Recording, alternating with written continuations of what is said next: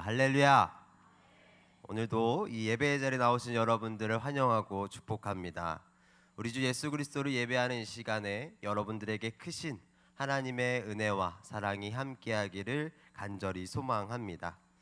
우리 함께 옆 사람 바라보시면서 인사하겠습니다. 2024년 우리 첫 해가 아니고 첫 주에도 함께 해줘서 고마워 하고 인사하겠습니다. 오늘도 함께 해줘서 고맙습니다. 오늘 모여 함께 예배함이 은혜이고 우리에게 주신 한 사람 한 사람이 하나님께서 우리에게 허락하신 귀한 동역자라는 사실을 기억하는 저와 여러분들 되시기를 간절히 소망합니다. 오늘은 하나님의 지혜 19번째 시간 친구라는 제목을 가지고 말씀 나누려고 합니다. 그런데 사실요, 오늘 말씀 제목으로 제가 너무 하고 싶었던 제목이 있었어요. 그래서 막 물어봤어요. 해도 될까요? 물어봤다는 건 뭐예요? 하면 안 돼? 나 스스로도 하기 좀 그렇다라는 생각이 들어서 궁금하시죠? 무슨 제목이었는지. 그래서요, 원래 그냥 제가 마음으로만 하고 싶었던 제목으로 한 번 더 인사했으면 좋겠는데, 이게 단점이 있는 게 나이랑 직분은 잠시 내려놔야 됩니다. 잠시 내려놓고요, 우리 편한 마음으로 약간 있는 정 없는 정 다 끌어모아서 우리 옆 사람 바라보시면서 이렇게 인사하겠습니다. 친구 아이가. 인사하겠습니다. 친구 아이가. 이렇게 툭툭 쳐야 돼요. 이렇게 정감 가잖아요, 그죠?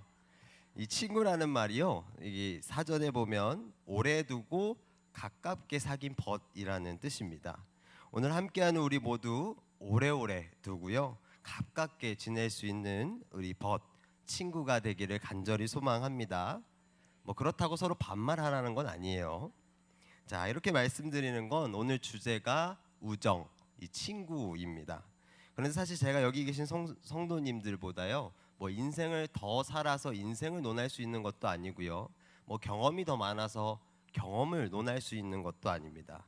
다만 오늘 이 말씀의 시간이요, 인생을 논하는 시간이 아니라 오늘 우리에게 주신 이 잠언의 지혜로 말미암아 거룩한 하나님의 말씀만이 가득한 시간 되시기를 간절히 소망합니다.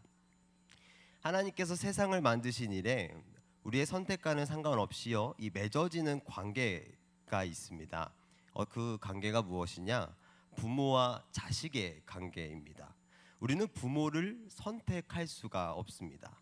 하나님의 절대적인 주권 아래 허락되는 것이 바로 우리의 부모님이에요. 그래서 대개 이 부모에 대한 원망을 할 때 보면요, 드라마나 영화에서요, 동서고금을 막론하고 신에게 원망을 합니다. 뭐 물론 우리는 원망하지 않습니다. 우리는 부모님이란 존재가 하나님께서 우리에게 주신 가장 큰 최고의 축복이라는 사실을 믿고 있기 때문에 우리는 하나님께 원망을 하지 않습니다. 자, 그런데요, 하나님께서 세상을 만드신 이래 오로지 우리의 선택에 의해서 맺어지는 관계가 있다는 겁니다. 그 관계가 바로 친구라는 거예요. 어떤 친구를 만나느냐, 이것은 순전히 우리의 몫이고요, 우리의 책임이고 우리의 선택이라는 겁니다. 물론 각자마다의 상황과 환경이 있습니다. 어떤 직업을 가지느냐, 어떤 그룹에 속하느냐에 따라서도 크게 좌지우지하지요. 그러나 그 모든 건 역시도 우리의 선택에 의해서 도출된 결과라는 겁니다. 즉 어떤 친구를 사귀고 만나야 할지도요, 우리가 지녀야 할 지혜의 덕목 중 하나라는 겁니다. 추강남이라는 고사성어가 있습니다. 괜히 있어 보이려고 찾아왔는데요, 사실 우리나라 속담으로 하면 뭐죠? 친구 따라 강남 간다라는 말이에요. 이게 무슨 뜻이냐? 자신의 뚜렷한 주관 없이 남에게 끌려서 덩달아 하게 된다라는 겁니다. 내 주관은 없이 아무것도 모르는데 그냥 친구만 따라간다, 그냥 친구만 믿고 간 거잖아요. 나는 아무 생각 없는데 라고 생각을 해서 주로 우리가 부정적인 표현이라고 생각을 하는데요, 사실 실제 이 속담이요, 부정적인 표현의 말이 아니라고 합니다. 보통은 친구를 따라서 계획 없이 한 거지만 좋은 일이 생겼을 때, 나에게 좋은 기회가 생겼을 때 쓰는 속담이 친구 따라 강남 간다라는 거예요. 물론 나의 주관이 뚜렷해서요, 내 의지로 무언가를 하는 게 더더욱 중요하겠죠. 그런데 내가 이 친구 하나만 잘 사귀어도 그 친구에 의해서 좋은 일이 생기고 좋은 기회가 생기는 것도 아주 중요하다는 거예요. 친구 따라 강남 간 아주 대표적인 케이스가 저예요. 자, 이 부분에서 제가 혼자 설교 쓰면서 와, 이게 내 얘긴데? 라고 생각을 했는데, 제가 이 반월중학교에 온 비하인드 스토리가 있어요. 근데 그 스토리가 친구 따라 안 사놓은 케이스예요.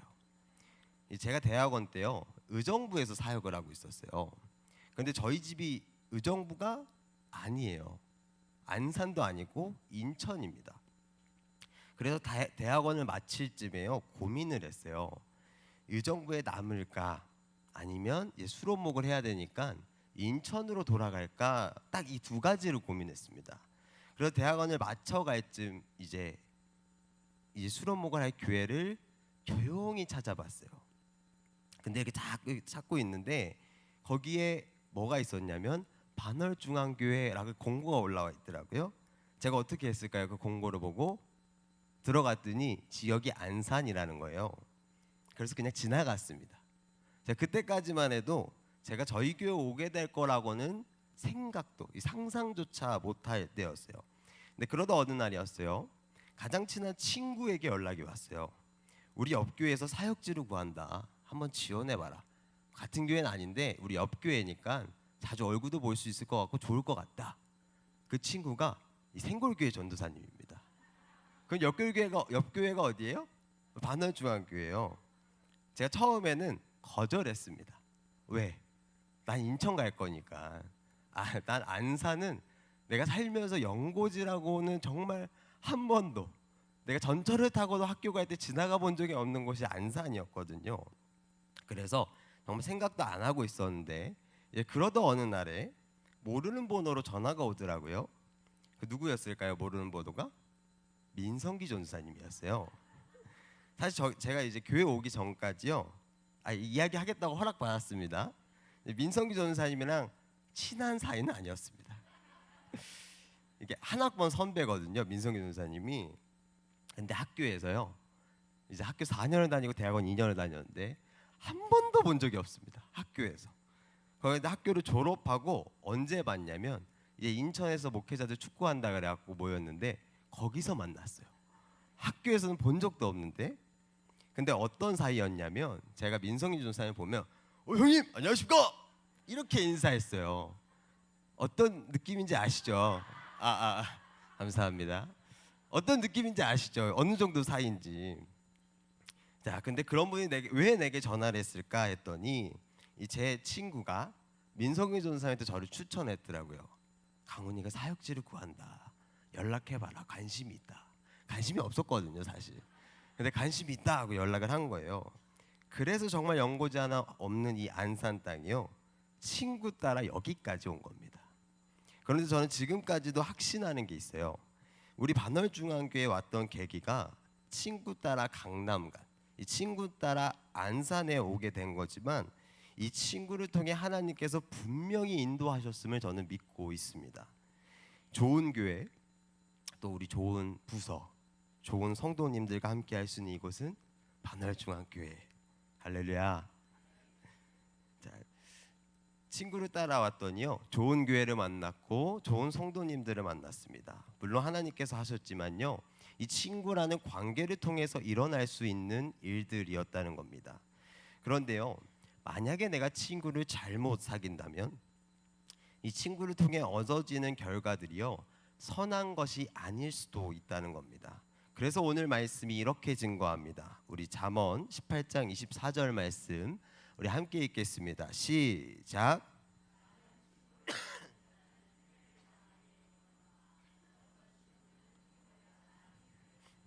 아멘. 많은 친구를 얻는 자는 해를 당하게 될 것이다 라고 이야기해요. 그럼 친구를 조금만 사귀라는 이야기냐? 그런 차원의 이야기는 아니에요. 친구를 많이 사귄다고 하는 건요, 그만큼 친구를 사귐에 있어서 신중함이 없다라는 이야기입니다. 신중함이 없어서 이 무분별하게 이 친구의 수만 늘리다 보니까 그 친구들로 인해서 나에게 해가 오게 될 수도 있다라는 거예요. 즉 단순히 많은 친구를 만나는 게 중요한 게 아니라요, 어떤 친구를 만나느냐가 중요하다는 거죠. 바로 그 어떤 친구가요, 형제보다 친밀한 존재가 되어준다라고 오늘 말씀은 기록하고 있는 겁니다. 우리나라 말에 피는 물보다 진하다라는 말이 있죠. 유교 사상이 베이스에 있는 우리나라에서는요, 결단코 이 친구라는 존재가 가족보다 위에 있을 수 없습니다. 그런데 이 잠언이 기록되던 당시 문화에서도요, 사실 지금보다 더 가족 지향적이었어요. 그런데 이 잠언의 기록에 보면 친구가 형제보다 더 친밀할 수 있다라고 기록하잖아요. 이 발언 자체가 그 당시 문화를 완전히 바꿀 수 있는, 완전히 뒤바꿀 수 있는 발언이었다는 거예요. 그럼에도 오늘의 말씀 이 잠언의 지혜는 이렇게 이야기합니다.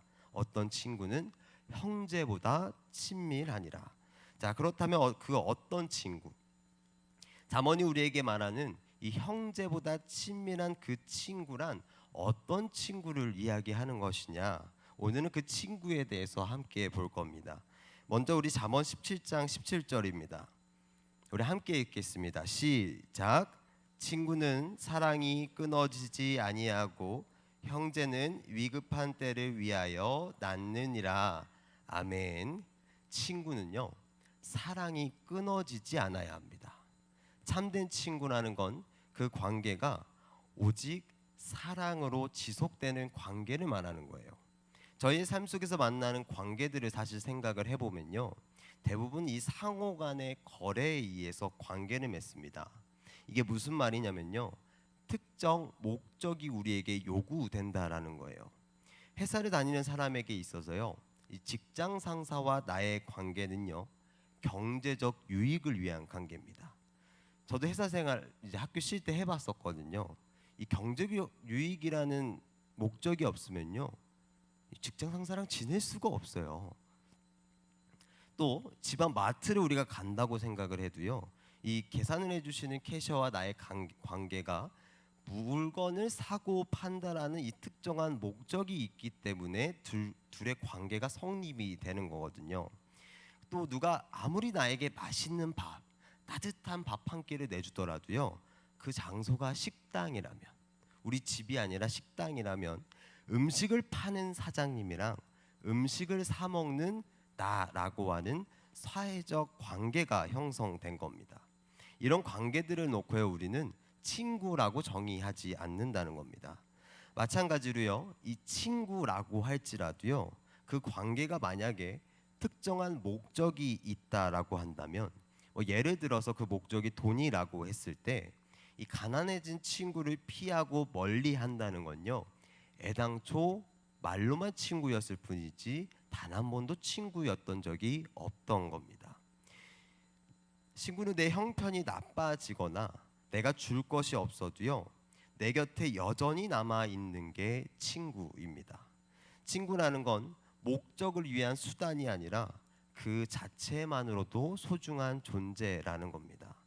요한복음의 말씀에 예수께서도 이렇게 말씀하세요. 우리 요한복음 15장 13절입니다. 우리 함께 읽겠습니다. 시작.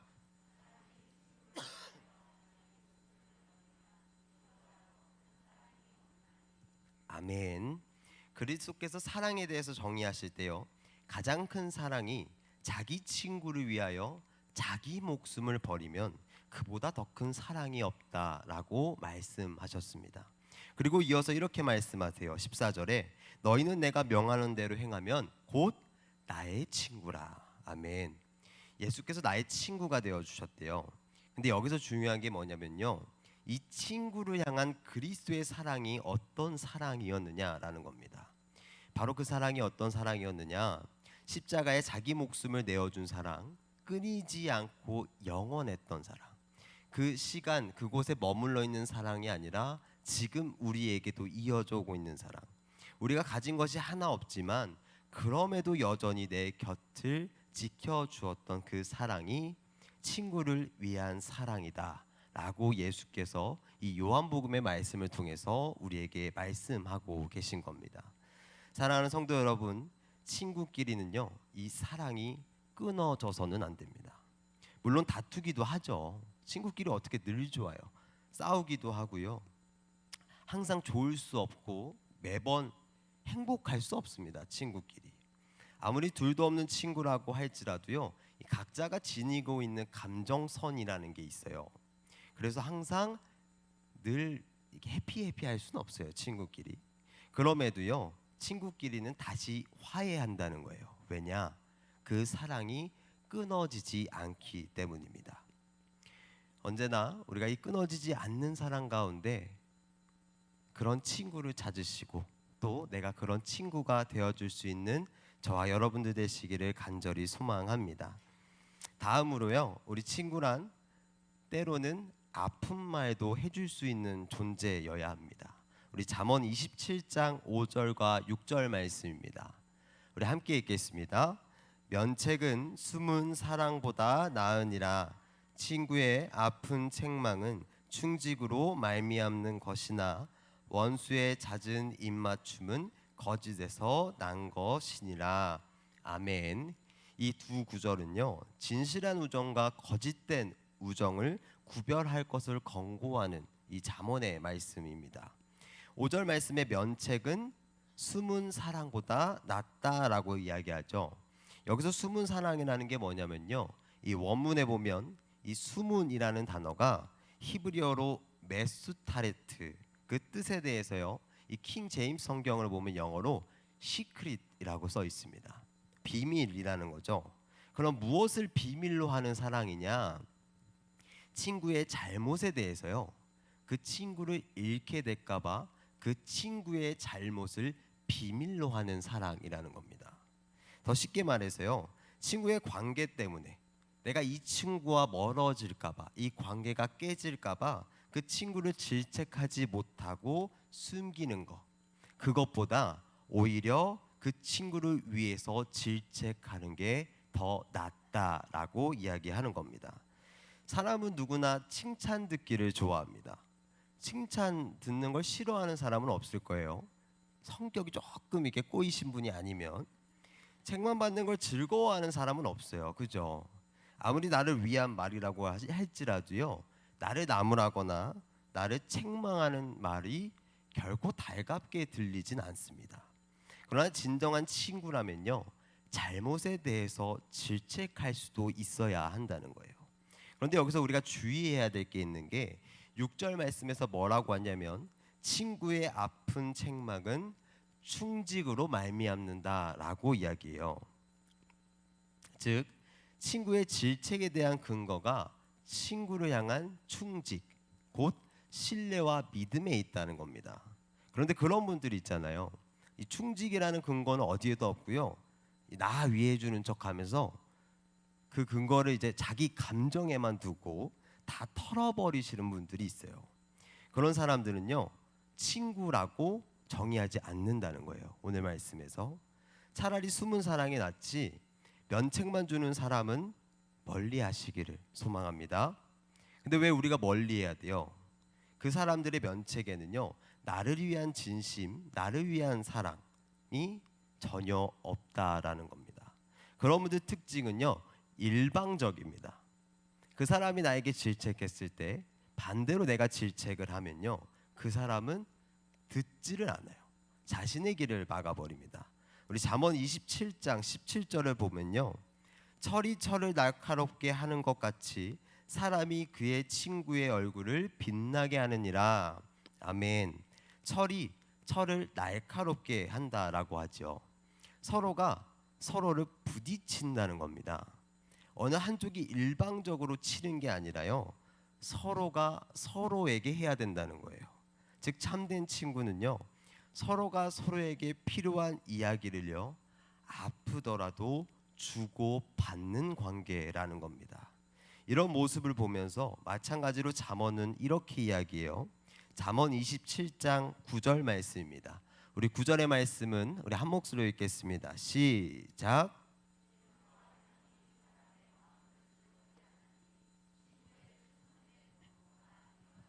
아름다우니라. 아멘. 잠언은 이야기합니다. 친구의 충성된 권고는 아름다운 것이다. 사랑하는 성도 여러분, 나의 잘못에 대해서요, 나의 그릇된 모습들에 대해서 진심 어리게 충고해 줄 수 있는 친구가 과연 내 곁에 있는지를, 또 과연 나 역시 누군가에게 있어서 그 사람의 잘못에 대해서 진심 어리게 충고해 줄 수 있는, 진심 어리게 질책해 줄 수 있는 친구였는지를 되돌아볼 수 있는 저와 여러분들 되시기를 간절히 소망합니다. 우리 마지막으로 우리는 어떤 친구를 만나야 하느냐? 나의 마음을 이해해주고 공감해주는 친구를 만나야 합니다. 우리 잠언 25장 20절 말씀입니다. 우리 한 목소리 읽습니다. 시작. 마음이 상한 자에게 노래하는 것은 추운 날에 옷을 벗음 같고 소다이에 식초를 부음 같으니라. 아멘. 말씀을 가만 보면요, 약간 정서적으로 살짝 문제가 있지 않나라는 생각이 들 정도로 사실 이상한 말씀이에요. 마음이 상한 자에게 노래를 불러줘요. 갑자기 그 추운 날에 옷을 벗는 것과 이게 같다라고 그러고요. 소다 위에 식초를 부음 같대요. 근데 저는 이게 무슨 말인지 몰랐거든요. 소다 위에 식초를 붓는 게 왜? 하고 찾아봤는데, 이게 소다 위에 식초를 뿌리면 부글부글 끓어오는데요. 그래서 이 마음이 상한 자에게 노래를 부르는 게 그 사람의 마음을 부글부글 끓게 한다, 이런 뜻이, 이 장난 같은데 진짜 그런 뜻으로 사용된 겁니다. 또 잠언 27장 14절을 보면요, 뭐라 돼 있냐면, 이른 아침에 큰 소리로 자기 이웃을 축복하면 도리어 저주같이 여기게 되리라. 아니, 왜 이른 아침부터 큰 소리로 자기 이웃을 축복해요? 이제 막 잠에서 깬 사람을 향해서요, 아무리 좋은 말 해도 들려요, 안 들려요? 안 들려. 욕을 해도 이 사람이 나한테 뭐라 그러는지 안 들립니다. 정서적으로 문제가 있지 않고서야 왜 이런 행동을 하느냐라는 거예요. 왜 이런 이야기가 잠언에 기록되어 있습니까? 이 또한 친구에 대한 이야기라는 거예요. 친구가 아파하는 것에 대해서요, 전혀 공감이 되지 않는다. 이 정서적으로 말도 안 되는 이 상황이 친구의 마음에 공감하지 못하는 우리의 모습일 수도 있다라는 겁니다. 친구는 슬픈데 나는 기뻐요. 자, 그건요, 결단코 친구라고 이야기할 수 없죠. 물론 개개인의 성격이 있어서요, 뭐 공감 능력이 더 좋은 사람이 있고요, 공감 능력이 조금 부족한 사람이 있을 수 있습니다. 그걸 요즘은 이제 MBTI라고 아시죠? 요즘 젊은 세대들이 많이 이야기하잖아요. F예요, T예요 이러고. 그래서 F는 공감 능력이 좋은 사람, T는 공감 능력이 조금 부족한 사람을 가리켜서 F하고 T라고 나눠서 분리해서 이야기합니다. 그런데요, 친구의 마음을 이해하고 공감해주는 영역은요, 성격이 아니라 마음의 영역입니다. 타고나는 영역이 아니라 노력의 영역이라는 겁니다. 사랑하는 성도 여러분, 친구는요, 마음을 함께 묶는 존재입니다. 마음이 묶여 있다는 건 나의 행복이 친구의 행복이 될 수 있고, 친구의 행복이 나의 행복이 될 수 있다라는 겁니다. 친구끼리의 결속은요, 뭐 사실 연애만큼이나 뜨겁진 않을 수 있습니다. 가족들만큼이나 자연스럽게 이루어지지는 않을 수도 있어요. 그러나 친구끼리의 이 마음의 결속이 값진 건요, 그 우정이 영원할 수 있도록 끊임없이 우리가 노력해야 한다는 점에서 그 결속이 값지다는 겁니다. 우리 설교를 마치겠습니다. 전도서 4장 9절에서 11절 말씀 우리 함께 봤으면 좋겠습니다. 우리 9절에서 11절 말씀을 함께 읽겠습니다. 시작. 두 사람이 한 사람보다 나음은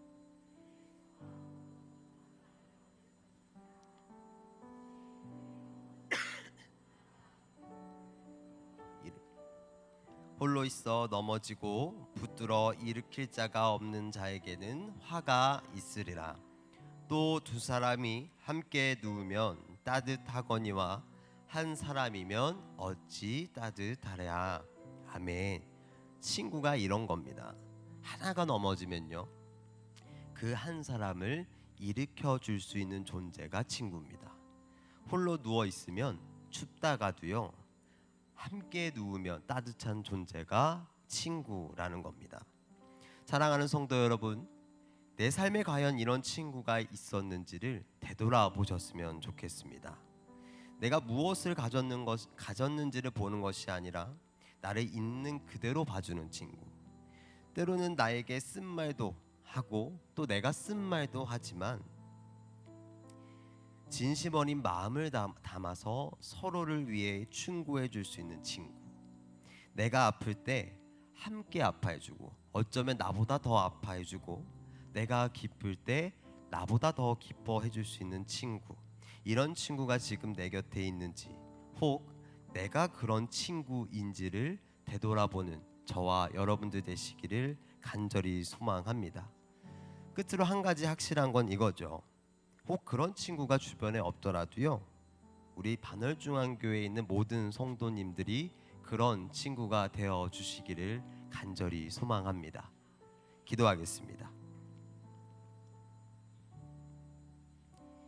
하나님 아버지 감사합니다. 오늘도 하나님의 귀한 지혜의 말씀 나누게 하시니 감사합니다. 오늘 주신 말씀을 잊지 아니하고 그 말씀에 빗대어 살아갈 수 있는 우리가 되게 하여 주시옵소서. 잠언은 지혜로 말미암아 친구에 대한 말씀 주셨습니다. 내게 허락하신 모든 인연이 하나님께서 내게 허락하신 인연인 줄 아오나 그 안에서 혹 하나님께서 바라시지 않는 인연들을 만들지는 않았는지 나의 삶을 되돌아보게 하시고 내 삶의 영역이 오직 하나님의 거룩한 영역이 되게 하여 주시옵소서. 더불어 참된 친구를 찾기 이전에 내가 누군가의 참된 친구였는지를 되돌아보게 하셔서 나의 친구 되어 주시는 그리스도를 본받아 나의 친구의 아픔에 때로는 기쁨에 동참할 수 있는 저희가 되게 하여 주시옵소서. 이 모든 말씀 우리 주 예수 그리스도의 이름으로 기도했습니다. 아멘.